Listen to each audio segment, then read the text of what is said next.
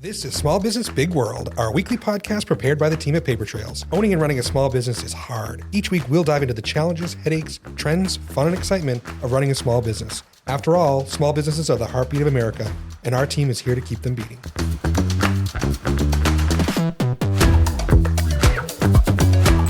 Welcome to Small Business Big World, our weekly podcast talking about all things small business. Today I have Kortney Nedeau with me. Thank you for joining me, Kortney. Welcome. Happy to be here. So today we're going to talk about traveling for business, for work kind of thing. So Kortney does hundreds of thousands of miles a year, probably traveling. A lot of miles. So we're going to talk a little bit about that. Before we get into that, I want to make sure everyone is liking, following, sharing, rating, reviewing us all over the internet, wherever you are, Instagram, Facebook, Apple Podcasts, Spotify, all that fun stuff. Don't forget to tune in and like, share, rate, review, all that fun stuff. If you have any questions, certainly feel free to email us podcast@papertrails.com. If any of our guests, you can get in touch with us and we'll forward that along, or we'll answer your questions on future podcasts. So Kortney, talk to us about what you do and why you travel so much. Absolutely, yeah. So I own my own business, helping brands in America and Europe source footwear materials for brands. So you name the brand, and basically I'm bringing to them all the components that they could use to create a shoe. So I travel to LL Bean, for instance, or Red Wing Boot Company, meet with designers, developers, and they are designing next season's shoes. I show them all the components, from leather to suede to textile to foam, everything that you could need made up from all different sources across the world. And you're helping them source that from wherever it needs to come from. Directly, yep. So everything is, from beginning to end. So looking at catalogs all the way 18 months until production, and then reorders. That's really neat. It's kind of a really neat niche. How did you get into that? So I got into that. My grandfather sold shoe leather for 67 years for Prime Tanning in Berwick, Maine. And when he turned 90, a couple of the factories, the shoe factory owners, came to Kennebunk and were wishing him a happy birthday. And I happened to bring lunch over, and they said, "Why don't you sell shoe leather?" And I was like, "Shoe leather? I'm a woman. I'm not selling shoe leather. This is a man's world." And they said, "Kortney, come to Asia. We'll see if we can change your mind." So I went over to Asia for 2 weeks. I was in China, Taiwan, Hong Kong, Vietnam. Day 3, I was like, this is a no-brainer. And, just decided to jump in head first, and had the best mentor for 2 years before my grandfather passed away. And now I've just kind of grown it and continue to grow it every week. So where are you traveling? You're leaving here. You're leaving Maine. You're headed out. Where do you go? Yeah, so I do about 120 days a year. Obviously, COVID kind of threw that off a little bit. But Asia, typically China, Taiwan, Hong Kong, or Vietnam, those are the key. Eventually, we obviously have to follow the shoe market and where things are being made. So that could turn into Cambodia, could turn into Thailand. It kind of depends on where the next market is. That's usually 2 to 4 times a year, depending on what the brands need. I'm really just following up on quality control and things like that. But primarily in the States, I'm hitting about 30 of the U.S. states a year, usually 2 to 3 times per state per year. Which is crazy. It's nuts. 120 days on the road. So 120 days. You're the road warrior. You're in the airport. You get your pre-check, I'm sure. Got my pre-check, global entry, right? APEC, all of it. Yep. And those are your key things, right? If you're going to travel a lot. 100%. Certainly, I'm traveling a lot more for pleasure than I am for business. Right. But those are must-haves for me, right? Pre-check, absolutely. Global entry, get them. And most of the time, we're going to talk about this in a second, but your credit card might even reimburse. 100%. Right? The credit card is the way to do it. So let's talk about that. So how do you structure your expenses when you're on the road, right? So do you have a company credit card? Do you have a personal credit card? What's your budget situation? What's all that look like? Yeah, so everything is self-employed. So I'm kind of like a contractor with 5 different suppliers. And every brand I'm going to, I could be representing all 5 suppliers or just one supplier. And I have to divvy up those expenses accordingly, so everything is very well tracked. Basically, for me, I have a personal card. I actually have 2. I use the Chase Sapphire Reserve for all of my travel, airplane tickets, trains, you name it. And then I use an American Express Hilton business card for all my hotels. So I'll be versatile between Marriott and Hilton, but if I go Marriott, I'll use the Chase. If I use Hilton, I get 10 times the points using the Hilton Amex, so I'll go that route. I manage all of my bookings on my own. So a little hack I do is I'll rebook maybe 3 times before I actually travel. I'll keep track of the prices, and I don't have to do that, but if I can show less spend to my suppliers, then that's more money for me to make, right? Sure. So I spend the extra little time to do that. And Do I you get all the set like points. Google alerts for that, or how are you tracking those prices? So I kind of have an Excel sheet of my trips, and I have an Excel sheet of, what the trip is, what city I'm going to, what airline I'm flying, what hotel I'm staying in, what rental car company I'm going to be with. And I utilize obviously all the credit card benefits of, certain car rental companies and things like that. But it really just depends. Like right now, you can't really be loyal to an airline, right? Because they're just a cluster. And so scheduling is, whatever can get me there, I'm going to do it. And so that's kind of what you have to do. My goal is to get status with as many airlines as I can.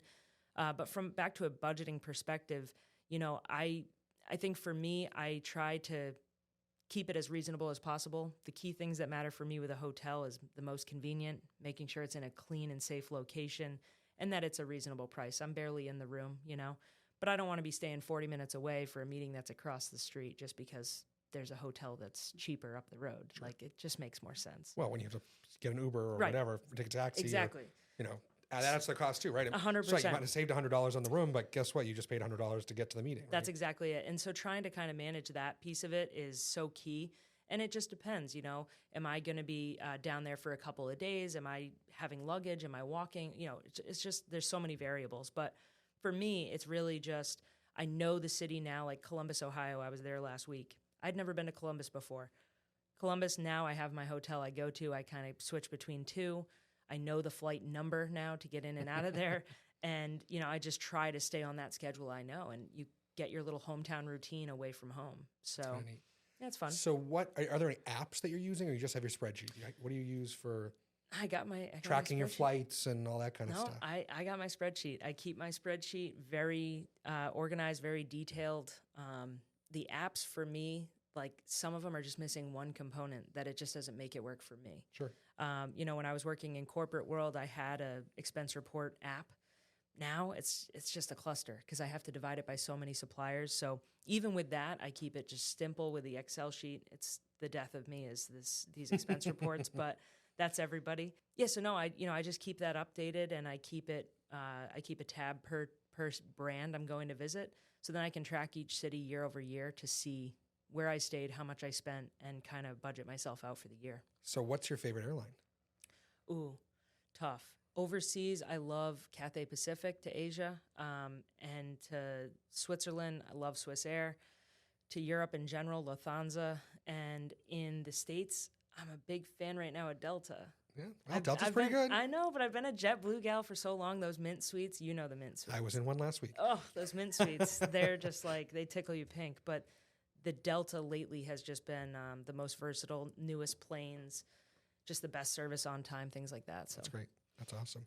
So when you're on the road, how are you managing, I think a lot of folks are traveling a lot. How do you manage your life, right? I mean, your work-life balance when you're on the road, how do you, most people have a routine, right? You get up at this time, we have our breakfast, we go to work, we do this, whatever.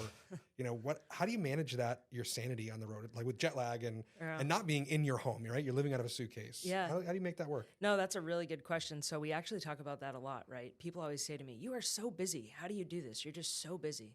And I just try to remind them that life on the road is like 24 1-hour chunks of time, right? When you're working an 8 to 5, you know that you're at your desk from 8 to 5 generally. Or if you're a 12-hour person, you're 7 to 7. Everyone just knows their schedule. But for me, I have to be over-organized because I'm working in 1-hour chunks.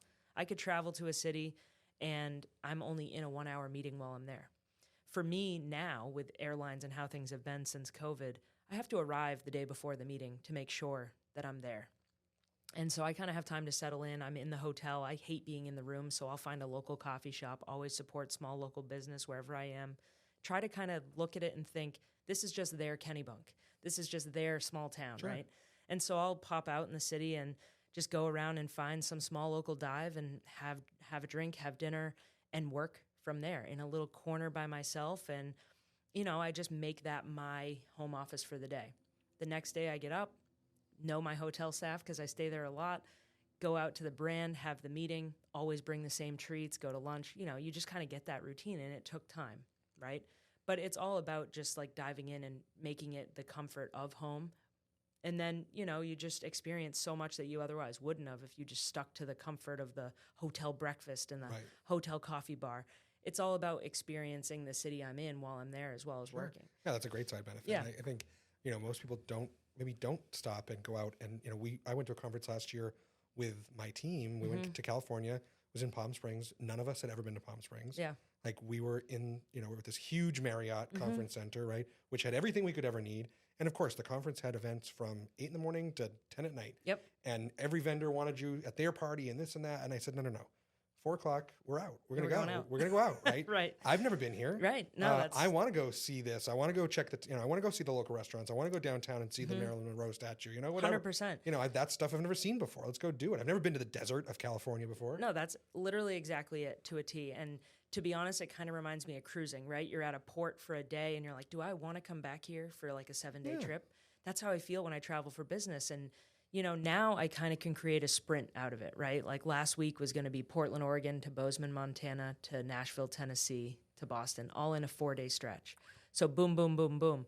But you just get it down. That would freak some people out, right? They can barely go to Boston for, in 3 days. They're like, you're going to make me go to Boston for 3 days? Is that enough time? Yeah.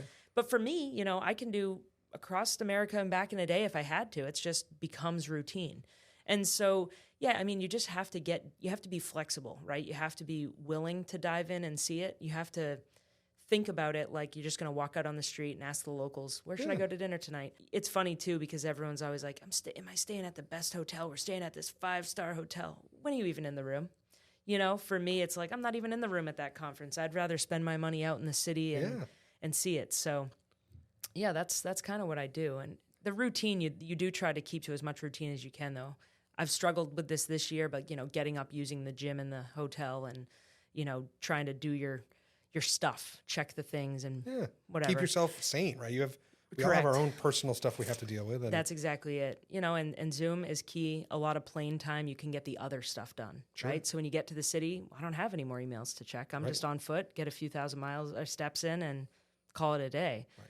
So that's one of the nice things. I've appreciated that. I was on a flight this week, and I was during the day, and guess what? We had great Wi-Fi on the plane, and I was working away, right? That's just it. I was far more productive. I wasn't watching a movie. I wasn't reading a book. I never watch a movie on a plane, Chris. Right. I do activate texting because when the turbulence is tough, I have to be able to contact the ground with my anxiety. But other than that, I'm just getting my work done. Typing all my emails in note form if I don't have email, and just wait, land, and press send, and then I'm done. Yeah, that's great. I think that's been a huge advancement in business travel the last few years. 100%. Pretty much every airline now has, most of them are going free Wi-Fi. Yep. Some of them still are getting us but if you want to even a flight for $15 to pay for that's the flight, I gladly pay that because I need that productivity time. Yes. Or, getting my use out of that time rather than, again, watching Barbie, on the little seat back. Yeah, I can picture you watching Barbie. I did actually. In the Mint. That was actually a couple weeks ago. On my way to my last conference last month, we went, and it was a late night flight, so I didn't. You were like, I'm kind of in a Barbie mood. I'd never seen it. It was good. It was good. I'm glad you liked it. I fell asleep about 20 minutes into that one. I missed the end, but I think because I did fall asleep at the end, but I think it was pretty good. You got the gist. I got the moral of the story. Well, that's good. I actually, just a quick note on movies. I have had some times where I've watched sad ones on the way to meetings and just been a mess when you get there. like a disaster, like absolutely unwell. And I'm just like, what was I thinking?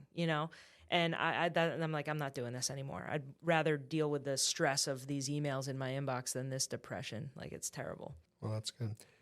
So you talk about budget, right? Yeah. So do you get a budget from your vendors that say, hey, we're happy to have you come meet with us, but that doesn't mean you get to fly first class. Doesn't mean you get to stay at the Four Seasons.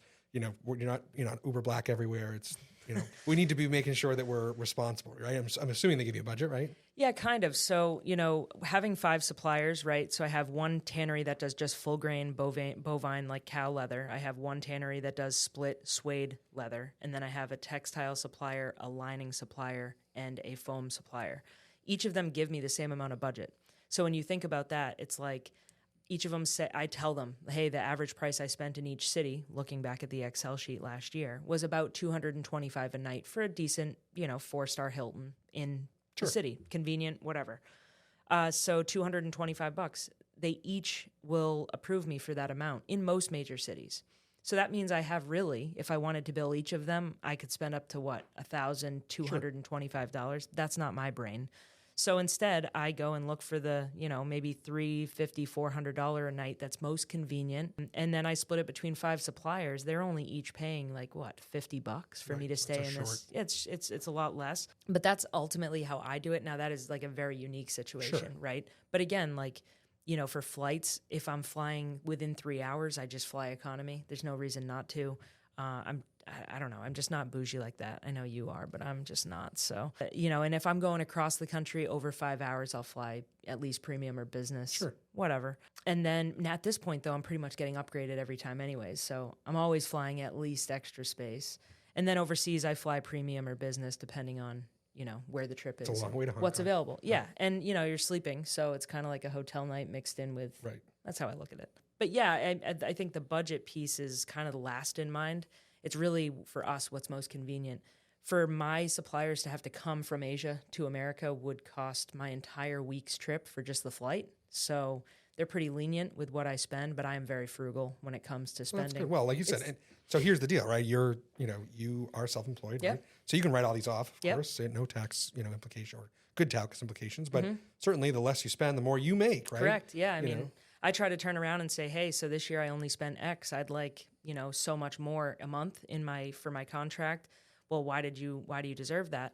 Well, I deserve it because this was what I turned around for results in my job, but also I saved you X amount in travel last year by spending only X. Yeah, and they're like, hey, that's not bad. We'll give you, we're both there saving, I'm making a little more, and it works out.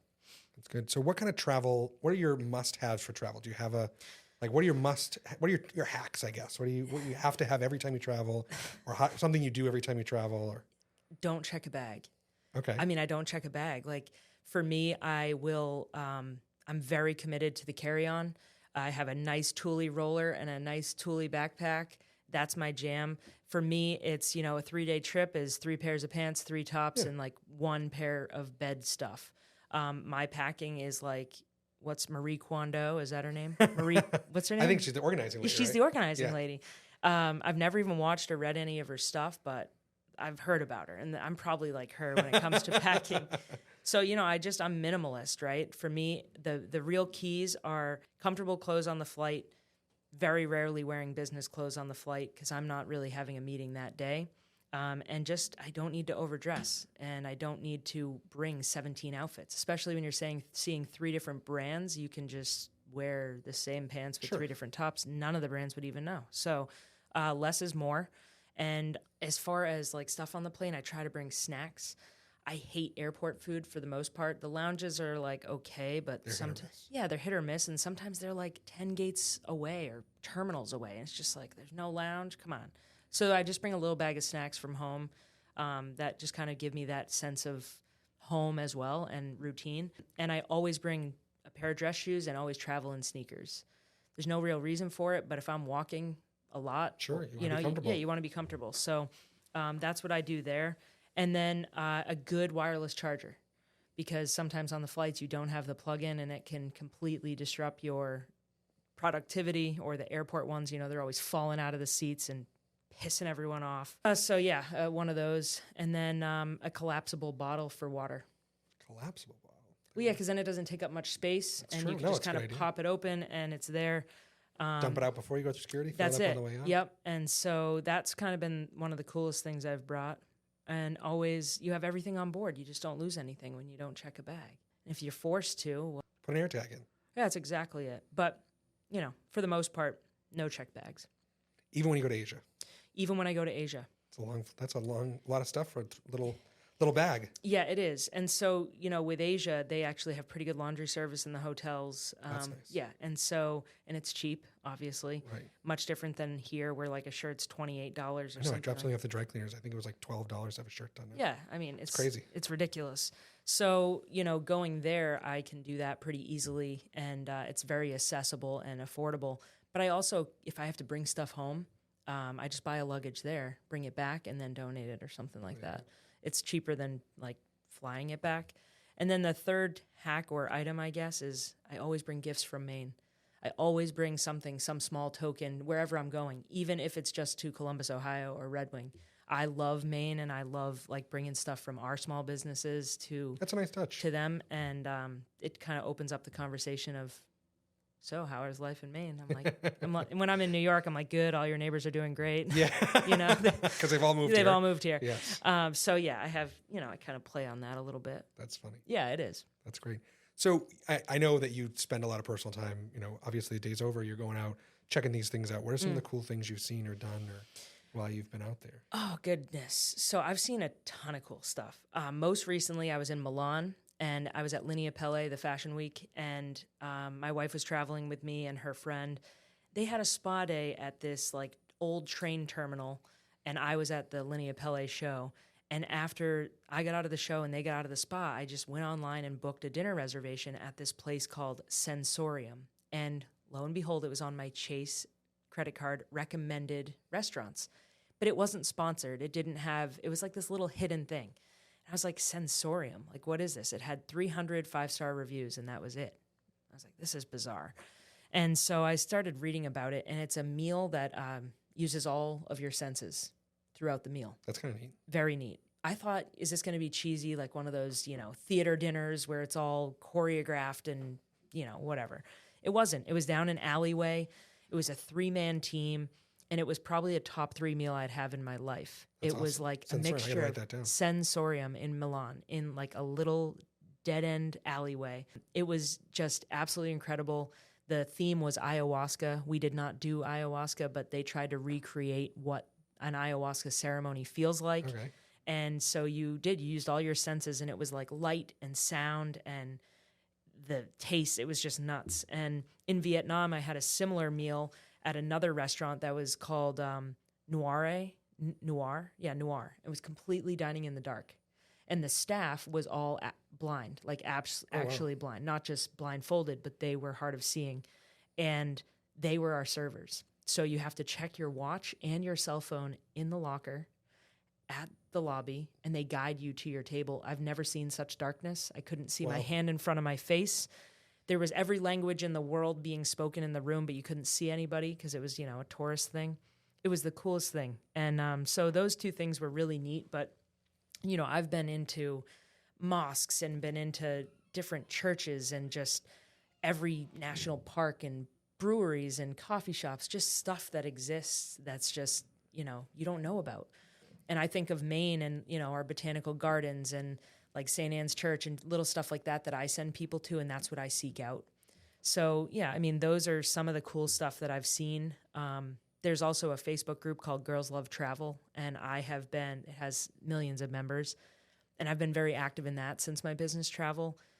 There's also a points hacking, not the points guy, but another points and credit card hacking Facebook page. And I'm very involved in those now that I've had business travel as well. So those are some of the things that I've connected with through these travels and experiences and found like the coolest stuff. That's really neat. So that really sounds like a hack in itself, right? You found these Facebook groups, right? I mean, use the community, use the world. Yeah, use the community, use the world. I'm not a big TripAdvisor gal, try not to be much of a Yelp gal. I really just try to use the human connection. When people come here to Maine, I love to show them the stuff that you couldn't really find on Google, or the stuff that looks like it's way down the Google search results, but really, in my mind, it's more of a number 1 or 2, and you don't want everyone to find it. The unsponsored stuff is what I go after, right? If you have to sponsor your ads, in my opinion, as a restaurant, I'm kind of like, I don't know. Right, there's a reason for that. There's a reason. So, yeah, that's kind of what I go for. And just life in general, though, what I've seen, Hong Kong, Taiwan. I've been to the Earthquake Museum in Taiwan, and just China in general. Our perception of some of these places, living in like little Podunk, Kennebunk, Maine, it's just hysterical to me to kind of think of the perception of like our classmates and our townspeople. Sure. You go over there alone, and I'm like, yeah, and I think that's a great point. I mean, most people are afraid of the different cultures and the different experiences, and mostly because they just don't know, right? It's literally just that they don't know. And, ignorance is bliss, right? And for me, I have learned more in 6 years of this job than any book or college could have ever taught me. Right before I started, I drove America. I did 44 states by myself, 12,000 miles. It was the best thing I ever chose to do in my life, and that was in 2017.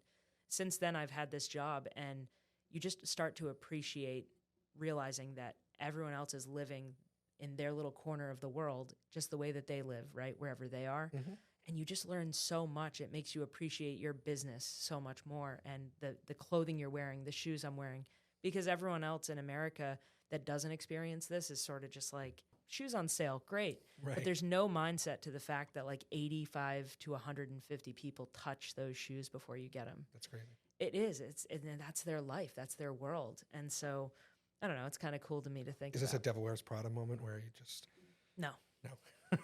No Devil Wears Prada moment for me. That's good.